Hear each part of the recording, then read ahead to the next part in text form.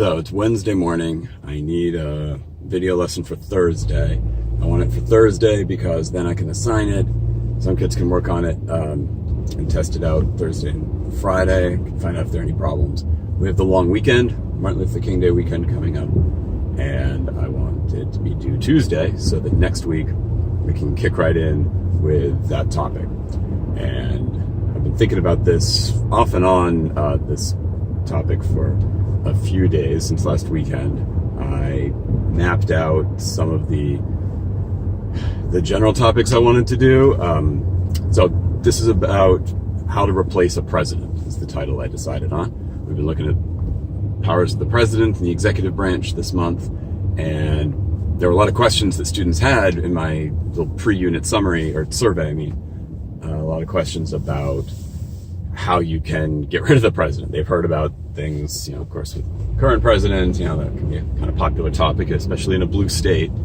How do you get rid of this president? But I just want to open up to just presidents in general. And of course, there's impeachment, but a lot of people don't know what impeachment is. I even, again, had a survey question about just that, like, what's the process? And nobody got it right. Nobody. I know that everyone has something to learn. So there's that. And I think it's also a fairly simple topic because it follows a sequence of going from the House of Representatives has a vote, a majority vote, and if that passes, then it goes to the Senate, and the trial happens in the Senate. And then it's interesting because it still involves the third branch of government, in the sense that the Supreme Court justice is actually the presiding judge, kind of the referee of the trial, not a senator. So it's beautiful because you've got like these little bits of each of the three branches. But it's not quite the way you might expect. Like, it's not a trial in the Supreme Court the way that you might think. So that gives us a lot to talk about. And then there's some details to the process that would be much better for class. So part of the planning for me was just figuring out which things I want to do in class versus what basics do I need them to understand. So in a way, I'm thinking about, like, if they don't come to class, if they missed those two classes, could I still fairly assess their understanding and maybe just leave it right there of knowing the process? I also got to think about, for the majority of students who are going to be in the class, most of them will be there, how to bridge, this is always the thing, right? Like bridging those essential understandings from the video, from the homework, from the out of class piece, and how to bring that into class. So really it's the intentional kind of thinking. All right, this is all fancy stuff. Really, I just want to have like a good week of like discussions and deeper thought into these three branches we've been looking at, and specifically how you would impeach. Oh, and there's also another way that's never really been used before. It was an amendment that was added after JFK died that really better laid out ways to replace a president if they're injured. So what if the president stays in a coma? Is he still the president or not? Who decides? So there is actually a process of that,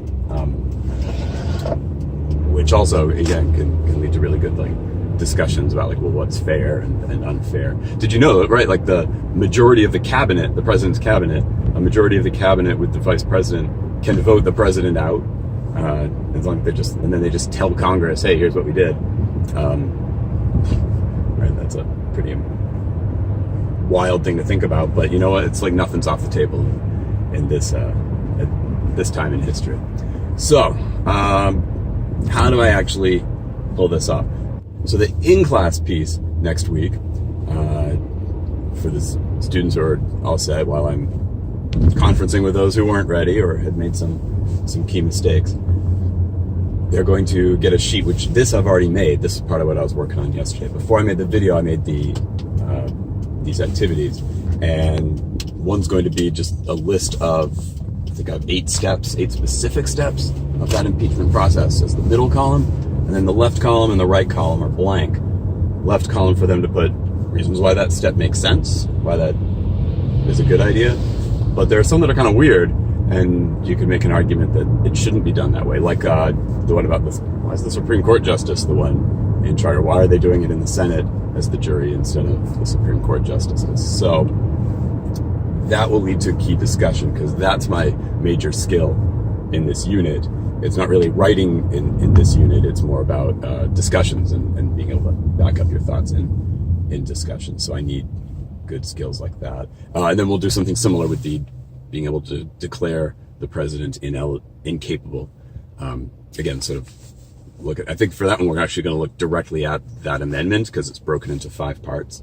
Again, left side, right side, what's good, what's bad, gives us a lot to talk about. So coming up with the class activity first helped me pair out, like, here's what I don't need to put into the video, but what's the skeleton that I do need for the video lesson to work out, and for the in-class activities to work out. That they need, again, having that skeleton helps them really focus on the details, because otherwise it's just something brand new and we're looking at this big 8-9 step process without context, right? And in history, that's in social studies, that's a really big piece, is understanding the sort of the background behind what's in there. So that's kind of embedded in there too. So my 2 real questions are, I want them to explain the process of impeachment, explain that sequence. And one thing I thought of is I'm giving them 4 or 5 sort of tentpole, like key terms that they would need to include. They would need to use the word House, the word Senate. I'm going to use the fraction 2/3 and 1/2, because you need a 1/2 vote in the House to pass and at least a 2/3 vote in the Senate. So I'll just throw those terms at them. I was thinking about other ones, but I think 4 is enough. And Supreme Court, that's the other one, so that they show that they have that level of understanding of the other branch. That was it. And that would be in some sort of summary form, doing sort of the WISC, WSQ kind of model.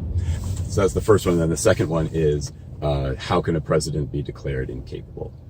And that, again, I've got like a couple terms, right? Like cabinet, message. There's a message that has to get sent to Congress. I have a couple other terms as well that would be in the video. So that's what I want students to be able to do without me being in the room with them. That's what I want them to get from the video lesson. What's that video lesson going to look like? That's where I got stumped. That's really where I got stumped. Yesterday I finished off like exactly what the thing would look like I did sort of the scripting, like laying out the sequence there. I know what the objective is. I got that nailed down. I just mentioned that. But how to set this up. So I played around with one way of, I had some Lego figures and I was playing around a little bit in my room. I don't know, I probably wasted or spent about like 15 or 20 minutes trying to figure out how I could maybe have like a camera like on like the Lego figures and use them to represent, oh, I'm the president, oh, I'm the vice president. I decided it was just going to get distracting. It was just going to be too technically challenging without really the payoff. I mean, I like the idea of like playing with like Lego creatures, Lego figures. I couldn't quite figure out. The previous 2 I've done with sort of me talking to camera with like either writing on a whiteboard, or I had little signs that I put behind me as the visuals, really low tech. But what I ended up deciding to do was use PowerPoint, although I could have used Google Slides, and just doing a really basic, I really forced myself. So this morning, I do a lot of work in the early morning, and I forced myself to really pare that down, real simple kinds of transitions, really simple pictures, but I needed the visual of the Capitol building that has like the House and the Senate on separate sides.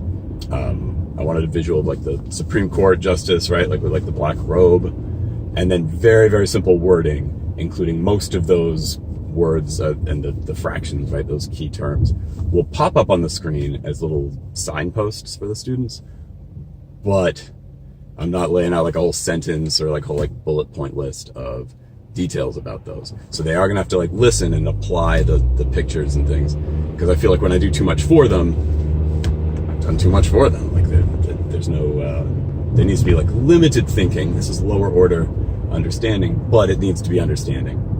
So that's something else I've learned the hard way. I almost finished it, but then I had to, start making everyone else's breakfast, get my lunches, all that kind of thing. So I'm bringing the laptop to school with me. I'm going to work on that, finish that off the first period when I don't have to teach today. And I'm going to do it with the little, I can set it up with the little like webcam.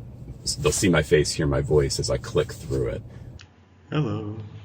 This is the building of Congress called the Capitol Building. And can you guess which room I'm recording from today?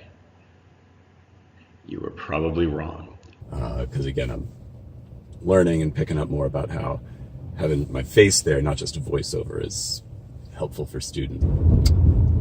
So that's my plan. Aiming for about an 8-minute video, which is about how long I've been talking here. It's about 3-4 minutes for each topic. Not much of an intro. I don't really do intros anymore.